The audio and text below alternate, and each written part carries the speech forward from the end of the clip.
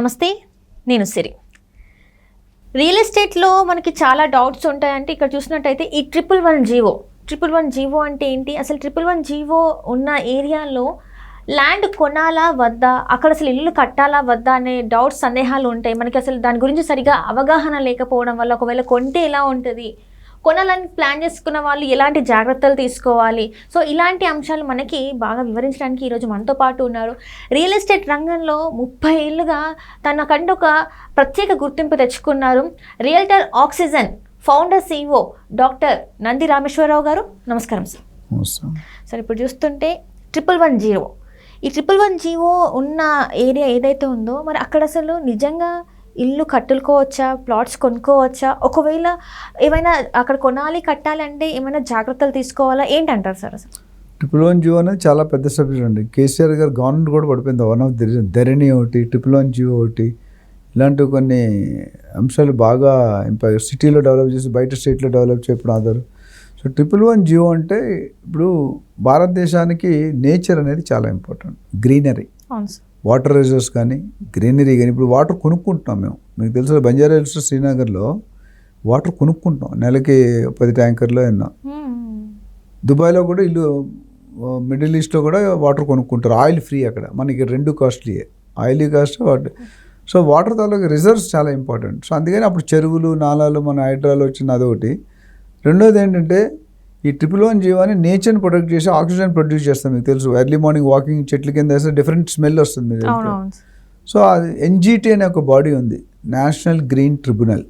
ఆ బాడీ కావాలే అవుతుంది ఏదైనా డెసిషన్ ఎంటైర్ కంట్రీకి. State government cannot take any rule. KCR గారు జనాల్ని మభ్యపెట్టినట్టు అయిపోయింది. ఎందుకంటే తీసేస్తాను, ఫస్ట్ టైం ఎలక్షన్ లాస్ట్లో చెప్పారు, అవ్వలేదు. సెకండ్ టైం ఎలక్షన్ దిగిపోతామని తెలిసి దాదాపు 1,30,40,000 ఎకరాల భూమి 111 జీవో కింద ఉంది మనకి.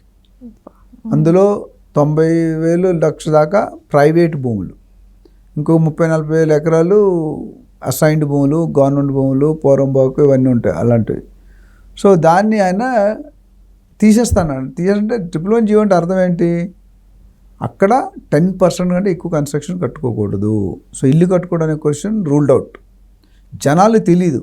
ఇప్పుడు అమ్ముకునే వాళ్ళు 100 చెప్తారండి, అవన్నీ నమ్మకూడదు కదా మనం. అమ్ముకునే వాళ్ళు, ఇప్పుడు మీరు ఉన్నారు, మీ సిస్టర్ ఉంది, లేదు మీ తమ్ముడు ఉన్నాడు, అని అన్నీ అలవాటు ఉన్నాయి. పెళ్లి చూపులు ఏం చెప్తారు మీరు, ఏమన్నా వచ్చా మా అబ్బాయి అసలు వాసన చూడండి, అస్సలు కన్నెత్తి చూడండి అంటారు. ఓకే. సో అట్లా 111 జీవోలు ఏంటంటే పెట్టింది 111 జీవో అనగానే 10% కంటే ఎక్కువ కట్టు. ఫర్టైల్ ల్యాండ్, అది ఫార్మ్ ల్యాండ్. ఓకే.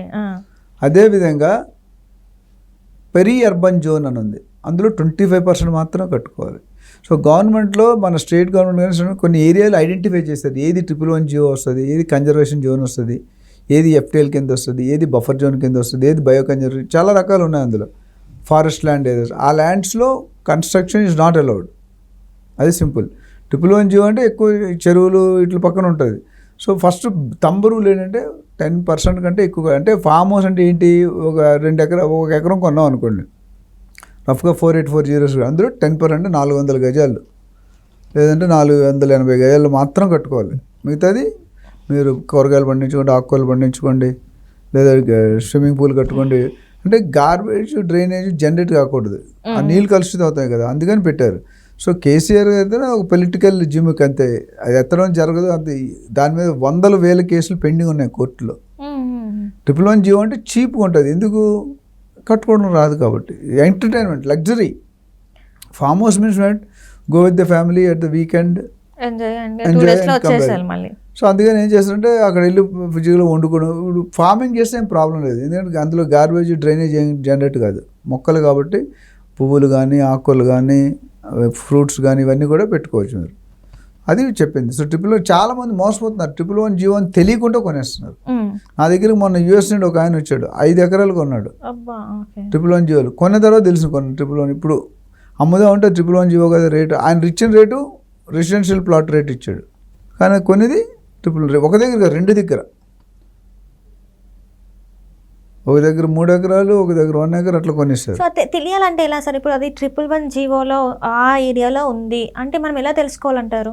ఉన్నాయండి, దాని కన్సర్న్ డిపార్ట్మెంట్స్ ఉన్నాయి. మీరు HMDకి వెళ్ళొచ్చు, GHMCకి వెళ్ళొచ్చు, DTCPకి వెళ్ళొచ్చు, రేరాకి వెళ్ళొచ్చు, అండ్ వెబ్సైట్లు ఉన్నాయి. మీరు ఎక్కడికి వెళ్ళవలసిన వెబ్సైట్లు కూడా ఉన్నాయి. ఇప్పుడు మన బఫర్ జోన్ ఎఫ్టీఎల్ వచ్చింది, lakes.hmda.gov.in అని ఒక వెబ్సైట్ ఉంది.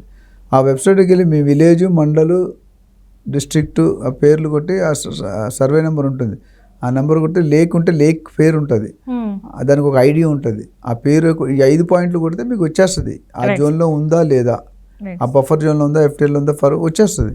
సార్ మా వ్యూయర్స్ అందరి కోసం ఇంకొకసారి అది ఏంటి, ఆ వెబ్సైట్ పేరు ఏంటి అనేది కొంచెం మళ్ళీ ఒకసారి చెప్తే వాళ్ళు నోట్ డౌన్ చేస్తారు. ఇది నేను చెప్పేది ఎఫ్టీఎల్ బఫర్ జోన్కి lakes.hmda.gov.in.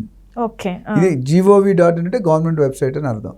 అందులోకి వెళ్ళి ఓపెన్ చేయగానే విలేజ్, డిస్ట్రిక్ట్, మండలు, లేక్ ఐడి, లేక్ నేమ్ అడుగుతారు. ఈ 5 కొడితే మీకు చార్ట్ వస్తుంది, ఆ పక్కన క్యాడస్ట్రల్ మ్యాప్ ఉంటుంది, ఆ మ్యాప్ కొడితే మొత్తం ఓపెన్ అయిపోయి ఈ సర్వే అయింది, ఈ సర్వే దీని కింద పడుతుంది, ఈ సర్వే దీనికి ఉంటుంది, ఈ సర్వే కొట్టుకోవచ్చు. ప్రొహిబిటెడ్, నాన్ ప్రొహిబిటెడ్ అందులో ఉంటాయి. అదే సేమ్ ఇన్ఫర్మేషన్ ధరణి పోర్టల్లో కూడా చెక్ చేసుకోవచ్చు. ఓకే, ధరణి పోర్టల్లోకి వెళ్తే అది ఓపెన్ అవుతుంది, ఇదే ఇన్ఫర్మేషన్ అక్కడ కొడుతుంది. రెండిట్లో టాలీ చేసుకోవచ్చు. ఈ రెండిట్లో టాలీ అయిపోతే సంథింగ్ రాంగ్. ఒక దాంట్లో ఎస్ అని, ఒక దాంట్లో నో ఉంటాయి మేడం. మనం లాస్ట్ టైం చెప్పాం రెడ్ జోన్, బ్లూ జోన్ ఉంటాయి, ఆ జోన్స్లో ఉంటే మనం కొనుక్కోకూడదు.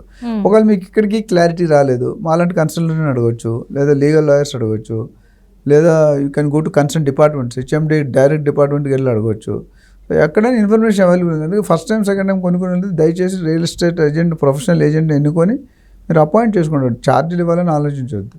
ఎందుకంటే చాలామంది ఫామ్ ప్లాట్స్ని జనరల్గా అగ్రికల్చర్ ల్యాండ్ ఎకరాల్లో అమ్ముతారు. అవును సార్. ఫామ్ ప్లాట్స్ గుంటాల్లో 121 స్క్వేర్ యార్డ్ ఈక్వల్ టు 1 గుంట. రెసిడెన్షియల్ ప్లాట్ని యార్డ్స్లో అమ్ముతారు, స్క్వేర్ యార్డ్స్. అదే చెన్నైలో పోతే గ్రౌండ్స్ అంటారు, బెంగళూరులో పోతే స్క్వేర్ ఫీట్ అంటారు. అక్కడ లెక్కలు వేరు, క్యాలిక్యులేషన్ వేరు. ఇక్కడ మనం గజాలో కొలిస్తే వాళ్ళు స్క్వేర్ ఫీట్, వాళ్ళు గ్రౌండ్ అంటే 266.66 ఒక గ్రౌండ్. సో ఒక్కో దగ్గర ఆంధ్రాలో వెళ్తే వేరే ఉంటాయి, సెంట్లు ఇవన్నీ ఉంటాయి, 100 సెంట్లు. సో దీని కూడా మీకు కంప్లీట్ క్లారిటీ, అవగాహన తీసుకొని కొనుక్కుంటే, లేకపోతే మీరు ఏదైతే 10 రూపాయలు 2 రూపాయలు దాన్ని మీరు 10 రూపాయలు కొంటున్నారు, మోసపోతున్నాం అంటే తెలుసుకోకుండా. 90% ఎక్స్ట్రా కదా. వాళ్ళు ఏం చేస్తున్నారు, బిల్డర్స్ ఫామ్ ప్లాట్స్ అని చెప్పుకుంటే ప్లాట్ అంటున్నారు. వాళ్ళు చెప్పి మనం తెలుసుకున్న బాధ్యత మనకు. మనం డబ్బులు పెట్టి 1 కోటి రూపాయలు పెట్టుకుంటే, ఇప్పుడు మీరు మొయినాబాద్ ఉంది, కంప్లీట్ చేయవల్ల ఆల్మోస్ట్ ట్రిపుల్ మీకు కన్స్ట్రక్షన్ ఏమి ఉండదు. ఓవరాల్ మీరు వెళ్ళినప్పుడు కూడా లెఫ్ట్ రైట్ మొక్కలు ఉంటాయి, గ్రీనరీ, అక్కడ ఏం కన్స్ట్రక్షన్ ఉండదు. Because it cannot do. Conservation zone, triple zone అంటే కట్టడానికి లేదు, అది ఓన్లీ చూపించుకోవడానికి ఆస్తి. సో రేట్ కూడా అంతే తక్కువ ఉంటుంది. ఈ 111 జీవో భూమి 1 కోటి రూపాయలు ఉందనుకోండి, మార్కెట్లో 5 crores 6 crores 10 crores ఉంటుంది. సో ఈ 1 crore ల్యాండ్ చూపించి 5 కోట్లకి అమ్మేస్తున్నారు జనాలు. మనం కొనేసుకుంటాం, డిస్కౌంట్ వస్తుందని చీప్. అంటే రెసిడెన్షియల్ ఏరియా ఎలా పెడతారంటే, ఇది 1 crore, రెసిడెన్షియల్ ఏరియా 6 కోట్లు ఉంది, మీకు 4.5 కోట్లు పెడతారు. అప్పటికే 3.5 కోట్లు లాభమే కదా. మనం ఏమనుకుంటాం 6 కోట్ల కంటే తక్కువ వస్తుంది కదా. So that's very important. So మీరు కంపల్సరీ క్లారిఫై చేసుకోవాలి. లేటెస్ట్గా ఇప్పుడు EC, encumbrance certificate, legal opinion, link document, mutation, government permissions, Hydraa, FTL, buffer అన్నీ కూడా చెక్ చేసుకొని క్లారిటీ ఉంటే. ఎందుకు there are so many options. ఒక్కటైతే స్టేట్ గవర్నమెంట్ నాకు తెలిసి they cannot remove 111 GO on their own. They have to get a clearance from central government which is NGT. Right sir, right. Thank you so much. Thank you.